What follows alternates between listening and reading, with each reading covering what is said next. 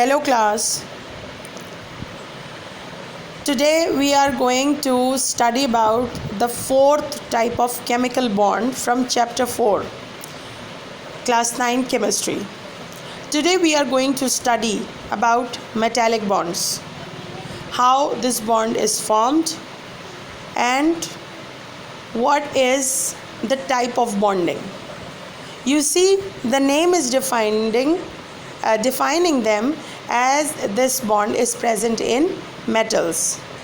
You can see the structure is showing you a little about these bonds. The positively ionized atoms are covered in a sea of delocalized electrons. Now we cover the definition. Metallic bonding is a type of chemical bonding that rises from the electrostatic attractive force or the force between ions, positive and negatively charged bodies. And this bond is formed when the positively charged ions of metals are covered or surrounded by mobile or free electrons. So we see how it happens. We know that the metals have larger size atoms, and due to their larger size they have low ionization potentials. Very less amount of energy is required to release or knock out their outermost electrons. That's why metals have tendency to lose their outermost electrons and they can easily be made into their cations.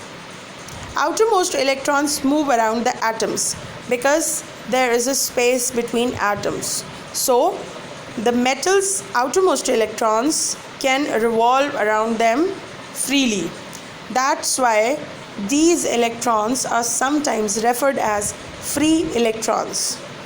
When we see electrons are covering the positively charged ions of metals as a sea, and the force of attraction is very strong between the positive atoms of metals and their mobile or moving electrons, free electrons. This force of attraction becomes the reason for metallic bonding. Now we see the structure. These positive ions are showing the atoms of metals, as every atom has a positively charged nucleus in it, and the outermost electrons of these larger size atoms are revolving around them. So these electrons are very least bonded and attracted by the nuclei, so they can move around in the space between the atoms.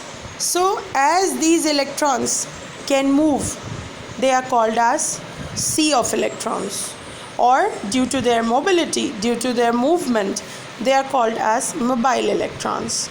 Now, as we know that electrostatically these oppositely charged bodies are attracted with a very stronger force. So this electrostatic force binds all the atoms of the metals in a dense, rigid structure, resulting high melting and boiling points of metals, shaping them into rigid structures. So that's why metallic bonds are present in metals. I hope that I have explained enough about this bond and you just learn the topic. After watching this video, I advise you to read the topic thoroughly from the book and see there is a long question is also present in your chapter back exercise. Okay class, see you in the next class. Thank you.